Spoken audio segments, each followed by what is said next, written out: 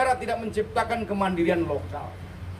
Karena setup tata kelola keuangan itu masih dikerangkai dalam perspektif sentralisasi.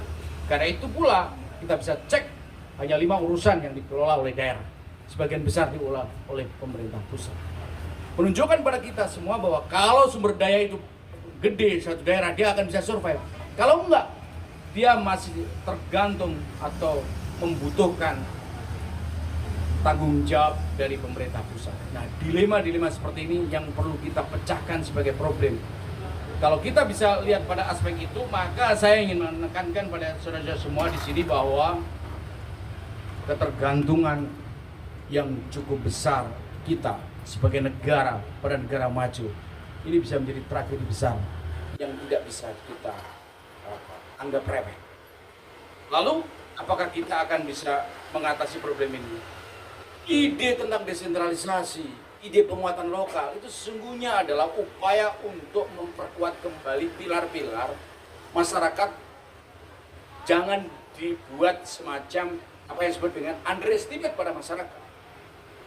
Seringkali kebiasaan lama bahwa Anda itu hidup karena cara pandang pemerintah pusat, akibatnya daerah tidak berkembang.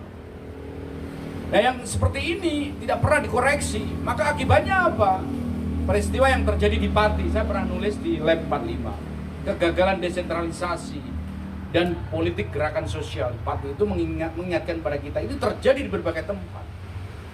Bahwa desentralisasi yang gagal, otonomi yang gagal, tidak menciptakan kemandirian, kerangka fiskal. Ini akibat juga pemerintah pusat terlalu gantung pada imperialisme internasional.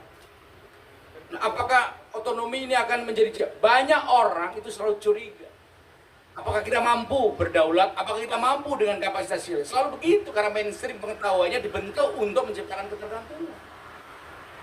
Kalau krisis itu indikatornya di kerangka makro, misalnya indeks harga saham dan seterusnya, yang kemarin kita suruh membangun kemandirian, tapi pemerintah kita malah ke Amerika bernegosiasi agar tarif pajaknya dikurangi dan itu menunjukkan ketergantungan luar biasa. Pemerintah pusat tidak percaya pada pemerintah daerah. Gimana caranya? Karena itu paradigma pemerintah daerah itu harus diubah. Lokalitas.